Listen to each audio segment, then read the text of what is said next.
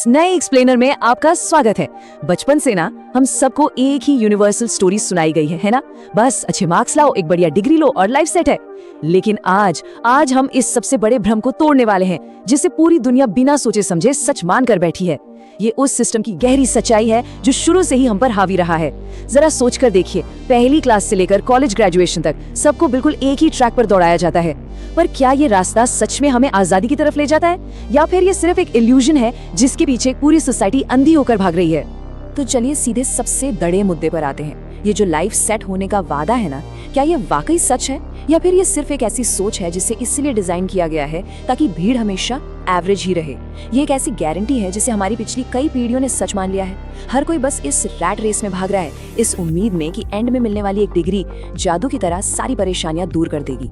पर क्या ये सिस्टम सच में लोगों को उनकी मैक्सिमम पोटेंशियल तक पहुंचाने के लिए बनाया गया है, या फिर इसलिए कि हम सब एक साधारण और आज्ञाकारी जिंदगी जीते रहें?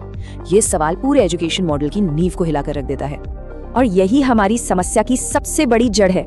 दुनिया देखते ही देखते पूरी तरह बदल गई, पर सिखाने का हमारा सिस्टम वही का वही रह गया।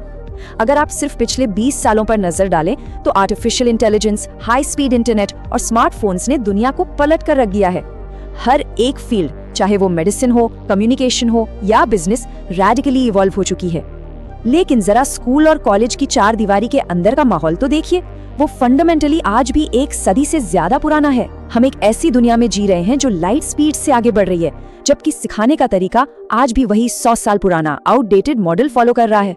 अगर हम स्कूल के सिलेबस को आज की असली दुनिया की जरूरतों के सामने रखकर देखें ना, तो एक बहुत बड़ी खाई नजर आती है।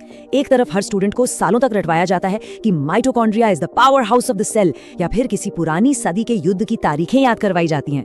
लेकिन जब रियल लाइफ की बारी आती है, जैसे टैक्सेस कैसे फाइल करने हैं, फाइनेंशियल फ्रीडम आखिर होती क्या है, या इन्वेस्टमेंट्स कैसे काम करते हैं, तो सिलेबस में बिल्कुल सन्नाटा छा जाता है। ये एसेंशियल लाइफ स्किल्स क्लासरूम से पूरी तरह गायब हैं। मतलब सर्वाइवल और सक्सेस के लिए जो चीजें सबसे ज्यादा जरूरी हैं, वो पढ़ाई नहीं जाती हैं। ये आउटडेटेड फैक्ट्स का मॉडल प्रैक्टिकल जिंदगी के लिए लोगों को पूरी तरह अक्षम बना देता है।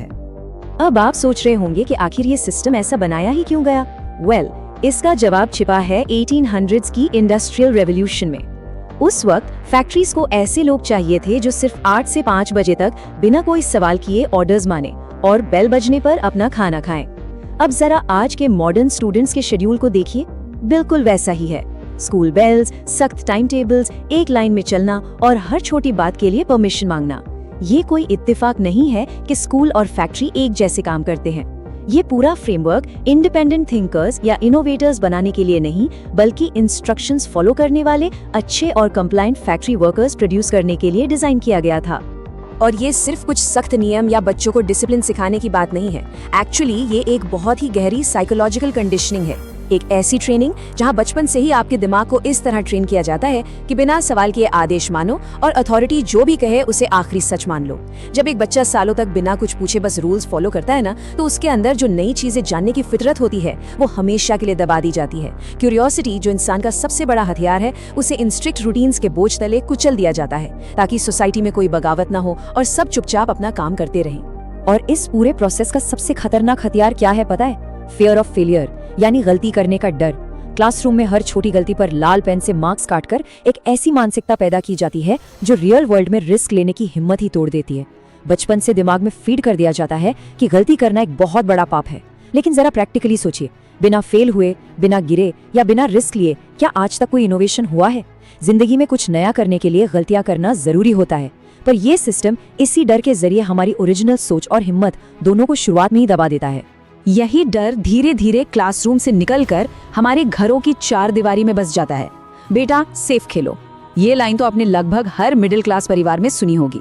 एक स्टेबल रास्ता चुनना, गवर्नमेंट जॉब की तैयारी में लग जाना और रिस्क से मीलों दूर भागना, ये सब इसलिए सिखाया जाता है क्योंकि सोसाइटी ने अलग सोचने का विकल्प ही खत्म कर दिया है।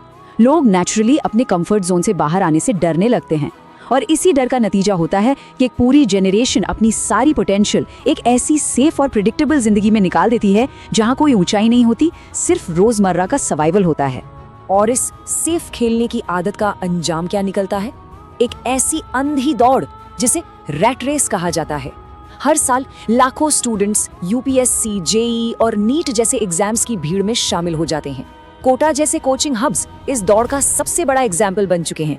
यहाँ सिर्फ एक रैंक लाने के लिए बचपन, जवानी और सबसे जरूरी मेंटल हेल्थ तक की कुर्बानी दे दी जाती है। एक कागज के टुकड़े पर लिखा एक नंबर एक इंसान की पूरी जिंदगानी और उसकी खुशियों से बड़ा बन जाता है। ये मॉडर्न ट्रेजेडी सिर्फ पढ़ाई का नतीजा नहीं है, बल्कि इस बात का प्रूफ है कि ये दौड़ कितनी रूथलेस हो चुकी है, जहाँ इंसान की वैल्यू सिर्फ उसके मार्क्स से तय की जा रही है।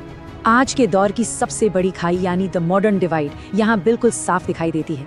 एक तरफ वो मिडिल क्लास माइंडसेट है जहाँ सारी ऊर्जा और वक्त सिर्फ रैंक्स, डिग्रीज और सेफ जॉब्स के पीछे भागने में लगाया जाता है, लेकिन दूसरी तरफ एक ऐसी सोच है जो इन इल्यूजन्स में फंसती ही नहीं।